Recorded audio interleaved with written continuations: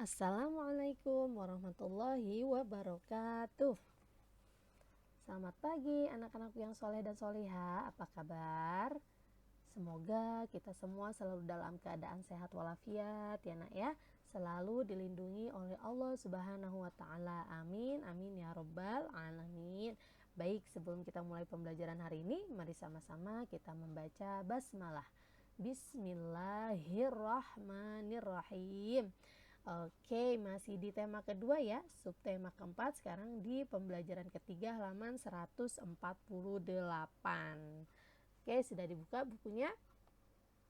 Nah, kalau sudah, di pembelajaran ketiga ini kita masih belajar tentang pola gambar ya, mengulang yang kemarin telah kita pelajari ya. Sekarang tentang pola gambar, tetapi sebelumnya ada cerita dulu nih nak ya, tentang kisah sahabat Rasul ya. Salah satu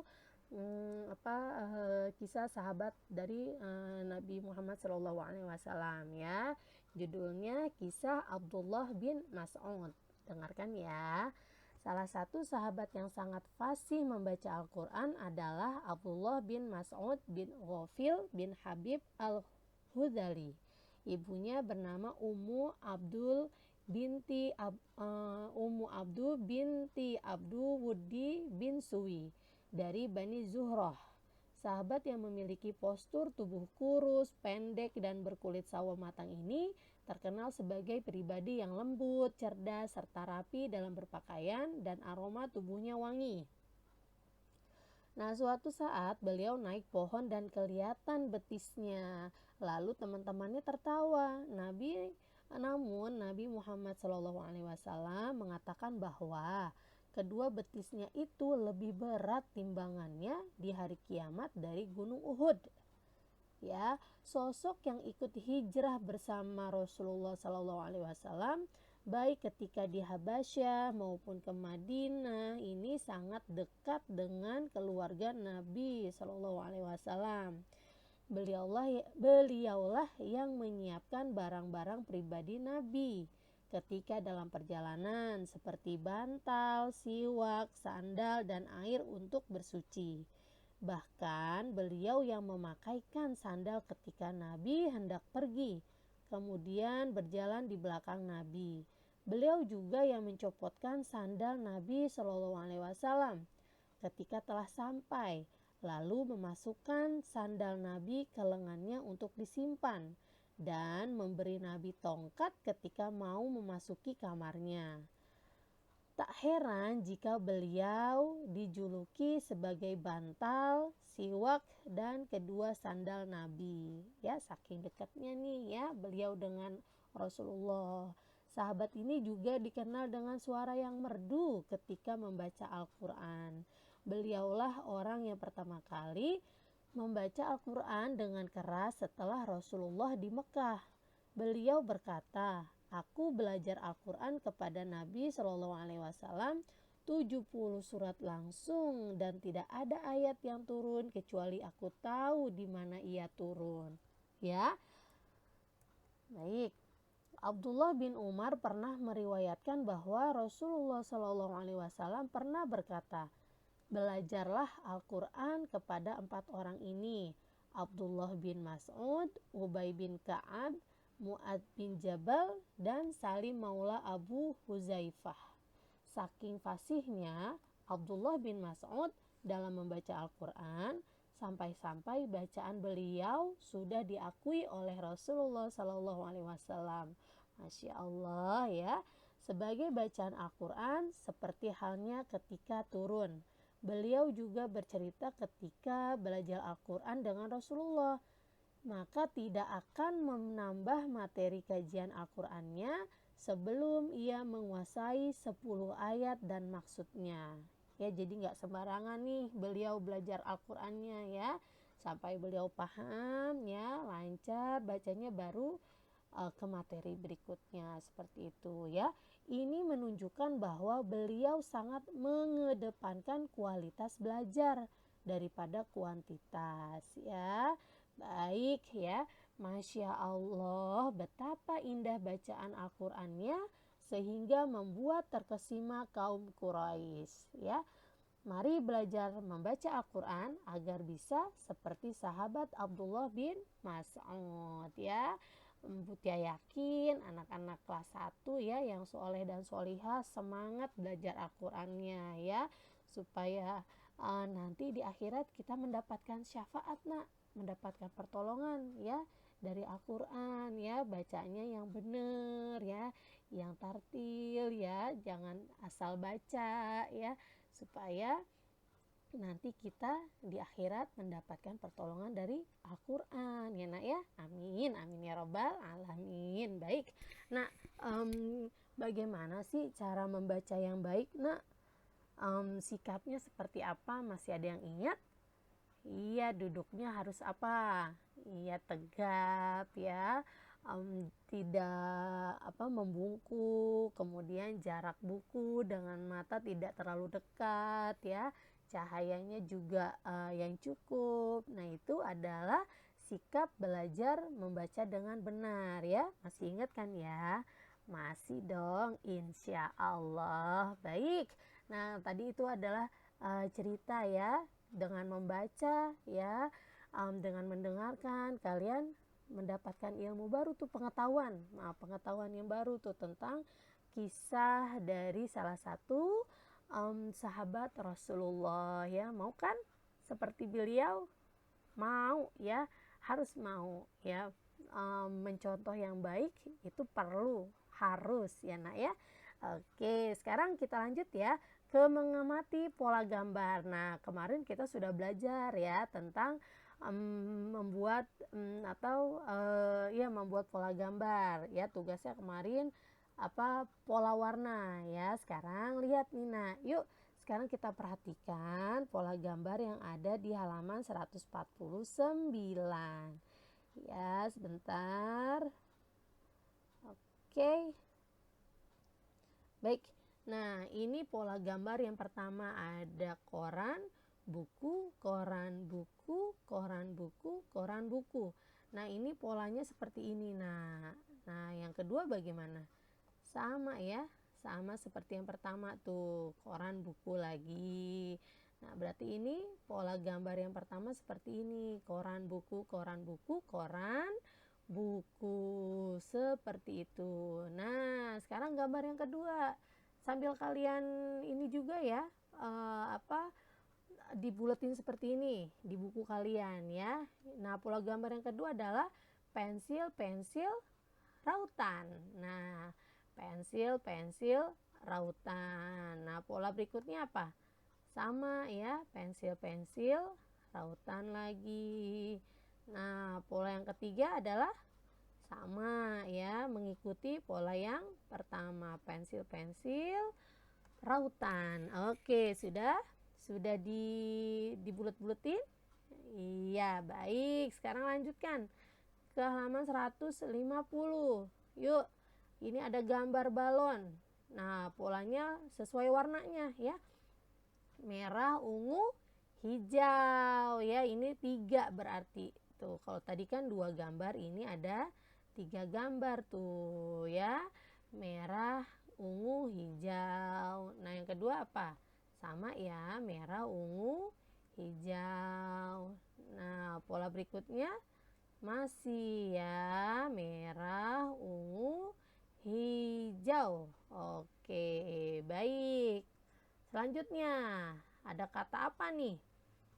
BACA, baca. Nih, polanya baca. Selanjutnya sama, ya, baca tuh. Oke, lanjut, baca lagi. Nah, dan yang terakhir sama, baca. Oke, baik, sudah dilingkari pola-polanya. Nah, kalau sudah dilingkari, sekarang lihat nih, nak, mengamati kata berbunyi yang mirip, ya. Biasa seperti mungkin kalian sudah pernah mendengar, ya, kata-kata yang mirip. Terkadang kita salah dengar, ternyata ini yang dikatakannya. Nah, seperti itu. Nah, ini contohnya nih, ada cerita, berita. Kalau kita tidak mendengarkan dengan seksama, biasanya suka ketukar tuh ya nak ya. Nih cerita, berita, buku, kuku, baca, kaca, kata, bata, koran, keran ya.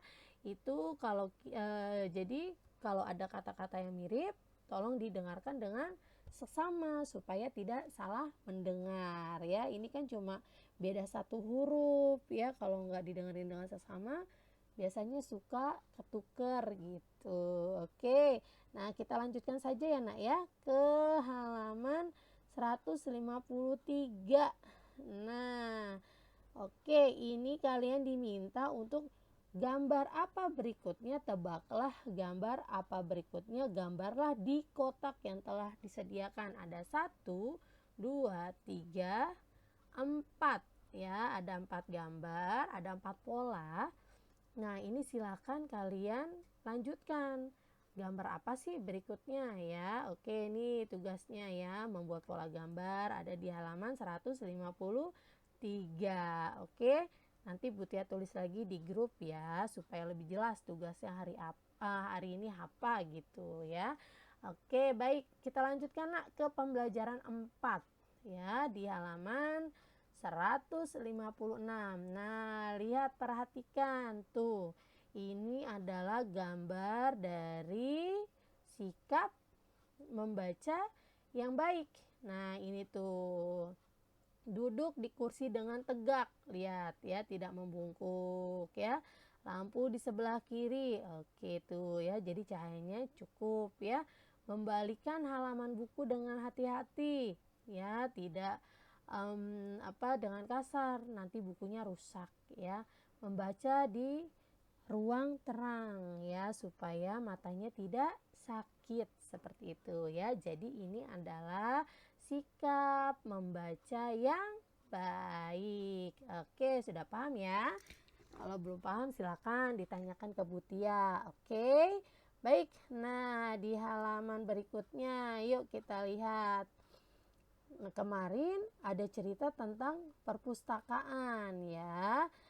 Nah, sekarang kita mau lihat nih ya, bagaimana sih aturan yang ada di perpustakaan. Nah, biasanya kalau di perpustakaan itu tidak boleh makan minum ya, tidak boleh lari-lari, kemudian membaca buku, letakkan buku setelah membaca ya. Ini lihat ada 1, 2, 3, 4, 5, 6. Ada 6 gambar ya nak ya. Silahkan kalian beri tanda centang pada gambar yang termasuk aturan di perpustakaan ya. Coba kalian beri tanda centang ya. Tuh di 1, 2, 3, 4, 5, 6. Mana aja sih yang termasuk aturan yang ada di perpustakaan. Oke. Nah, baik. Ada lagi nih. Kemudian nah, yuk ada di halaman berapa nih? 159, menuliskan aturan perpustakaan. Ini tolong kalian tebalkan ya hurufnya. Ya, ditebalkan. Ini juga tugasnya ya. Jadi tugasnya tadi halaman berapa? 100 berapa nak tadi? 153. Kemudian 157 sampai 158 itu dicentangkan saja ya. Dan ini deh menuliskan aturan. Ya, ada 2 muatan tematik ya, matematika dan PPKN. Seperti itu. Oke, ada pertanyaan tidak nak? Sebelum kita lihat nih di halaman 160 ada pertanyaan tidak? Kalau misalkan mau bertanya silakan ya, tanyakan langsung ke Butia ya. Oke, baik. Nah, ini lihat di halaman 160 ada pesan tentang untuk duniawi dan ukhrawinya ya. Setiap tempat memiliki aturan. Aturan di suatu tempat bisa sama atau berbeda dengan tempat lain. Aturan di perpustakaan dibuat untuk kenyamanan seluruh pengunjung. Oleh karena itu, patuhilah aturan yang ada ya supaya nyaman, supaya disiplin ya. Aturan itu dibuat, oke?